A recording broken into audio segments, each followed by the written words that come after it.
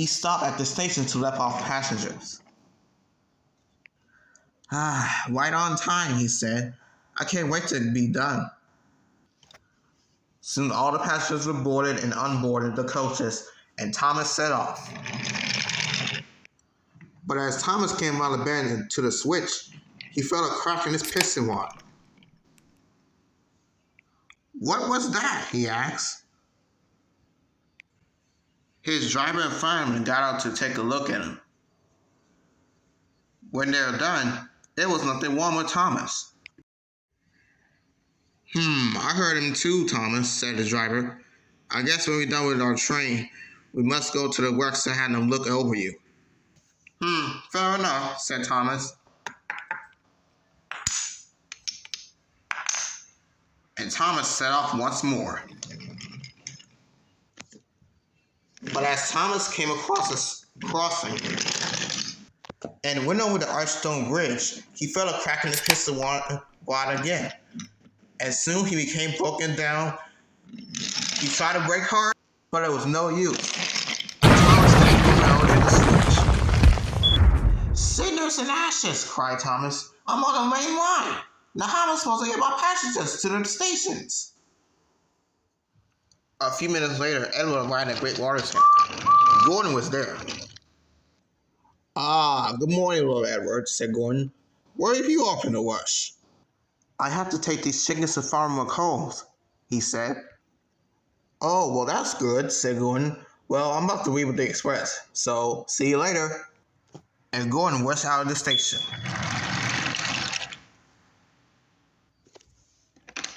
I should get going too, said Edward. I don't want to be late. And Edward set off with his chicken cart. While Edward was puffing down the track, he heard some shouting. I wonder who that is. Please help, yelled a voice. I'm derailed and I can't get back onto the rails. I know that voice, said Edward. He puffed across the crossing track to the Archstone Bridge, and he noticed that Thomas became derailed.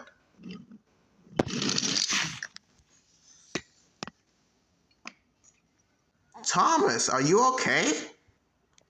Yes, I'm okay, Edward, said Thomas, but please hurry up and get me back onto the rails. Gordon's supposed to be coming out this line with the express.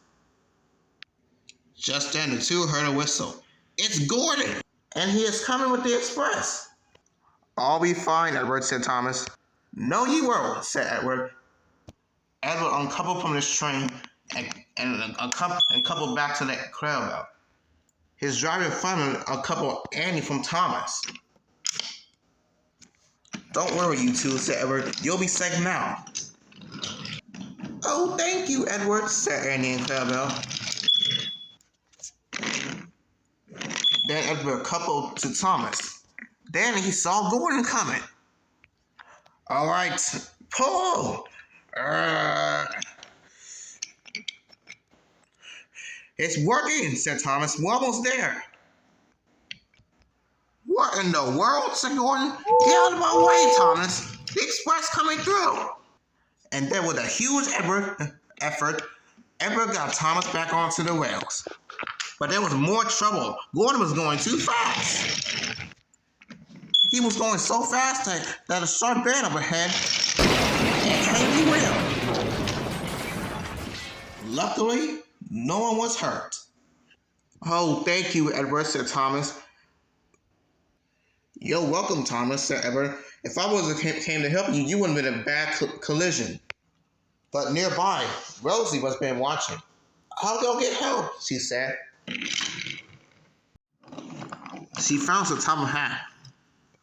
Sir, said Rosie, there's been a collision.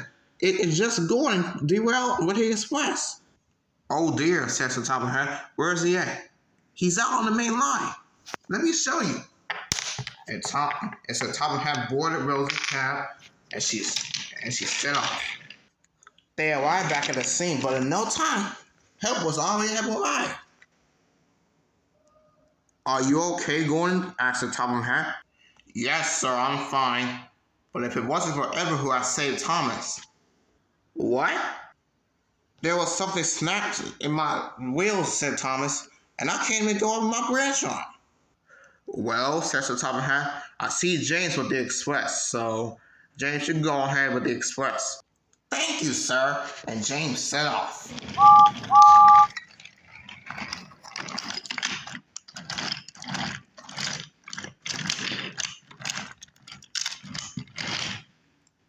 And Gordon, I can see you're scratched up, so you gotta go to the works. And as for you, Thomas, since just something is snapping your piston rods, you're gonna have to go to the works also. And Rosie, you have to take Thomas's pencils the rest of the way. Thank you, sir. But if it wasn't for you, Edward, this accident would have been really in bad condition. So you're a hero, Edward, and I'm really proud of you.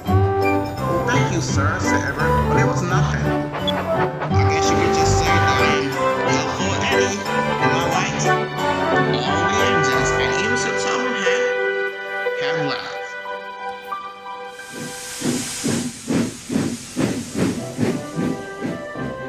The island of Sodor is a wonderful place.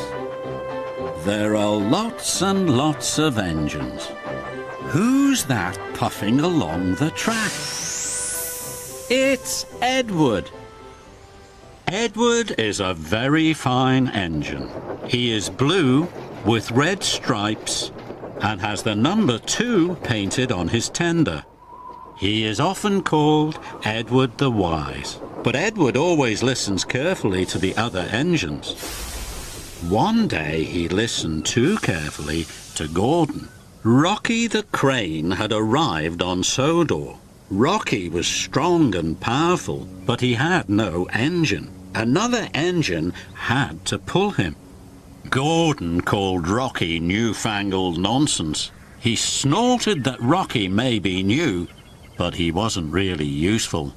Edward always thought Gordon was right, so he agreed with him. Later, Edward had to pull flatbeds of heavy poles. Rocky offered to help, but Edward didn't want the help of newfangled nonsense. So he puffed quickly off before the poles had been properly tied down. Edward was so busy thinking about Rocky that he didn't see the red signal in time. He screeched to a halt and poles tumbled all over the track. Emily and Thomas couldn't puff through. Then Gordon steamed into the poles and came off the track. It was a terrible mess. Luckily, Edward is a wise engine. He knew that he and Gordon had been wrong to say Rocky wasn't really useful. And now he knew he needed Rocky's help. Edward brought Rocky to the poles, and Rocky cleared the tracks in no time. Rocky and Edward became firm friends. Edward is everyone's friend. One day, Edward was chosen for a very special. He was to pull the Duke and Duchess's furniture to their summer house. Spencer was to take the Duke and Duchess. Gordon and James wanted Edward to race Spencer. Edward couldn't let his friends down. But Spencer was faster. He overtook Edward easily. Edward huffed and puffed his hardest. The Duke and Duchess stopped to take some photographs. Spencer was so far ahead in the race, he decided to have a rest. So Spencer snoozed and Edward puffed. He puffed right past sleepy Spencer and won the race. Edward felt so happy his boiler bubbled. The other engines were very proud of Edward, and Edward was quite proud of himself. Edward is old and Edward is wise. Wise enough to know that being a really useful engine is very important. And having really good friends makes every day on Sodor a happy day.